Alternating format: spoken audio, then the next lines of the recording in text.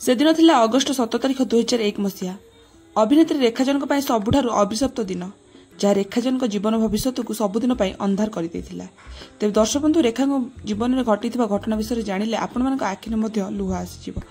तो दर्शक बंधु अभिनेत्री रेखा जनक जन्म हो 1977 मसीहा संबलपुर ठारे जन्मग्रहण करते।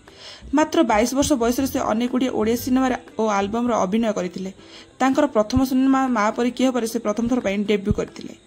यह सिनेमाटी एत लोकप्रिय हो जाता जे एथिरे रेखा जनक को बेस्ट न्यू कमर्स आवार्ड मिलता। यापर से अनेक गुड़िए ओडिया सिनेमा अभिनय करमितिक सुना संसार, धर्मदेवता, सौभाग्यवती सहित धारावाहिक अतृप्त आत्मा और मालयालम सिनेमा खूब सुंदर अभिनय कर बेस लोकप्रियता साउंडे। तेज रेखा जनक सुंदर अभिनय आउ दुटी सिनेमा करने ऑफर आसीथिला, जार ना थिला पुओ मोर जगत दिता और पुओ भांगिदेला सुना संसार।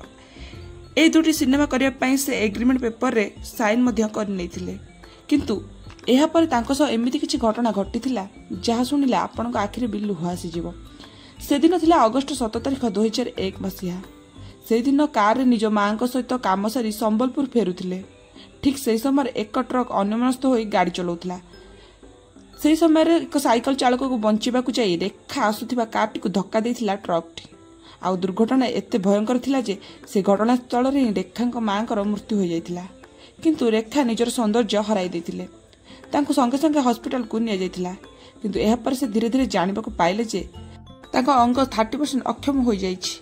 से निज गोड़े ठिया भी होई पार नथिले, किंतु से हार मानि नथिले। तांको सह घटिथिबा दुर्घटना पई से कोर्ट रो द्वारस्थ होइथिले। कोर्ट रे से ट्रक मालिक और बीमा कंपनी पई सहायता मध्ये दाबी करथिले। कोर्ट मध्ये रेखा को दाबी रक्षा करी ट्रिबुलिंग कंपनी को 23 लाख क्षतिपूरण दबा पई कहिथिला। किंतु बीमा कंपनी द्वारा आवेदन उपर एही परिमाण 14 लाख को ह्रास कराइथिला। किंतु रेखा जन हार मानि नथिले। से पुणी सुप्रीम कोर्ट रो आवेदन करथिले। किंतु रेखा ए दुर्घटना निज माँ सह निज सौंदर्य, निज भविष्य और निज क्यारियर सबकिछि हराइथिले। सेथिपई सुप्रीम कोर्ट एही आवेदन को स्वीकार करथिले।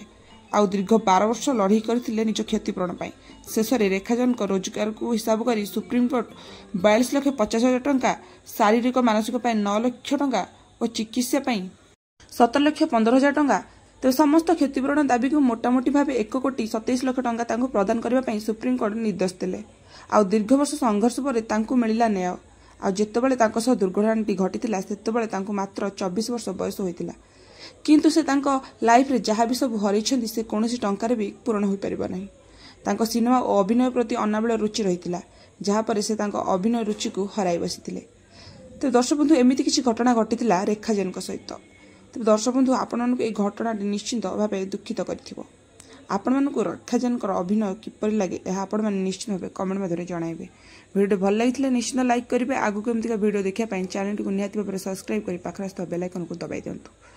तेज धन्यवाद रही।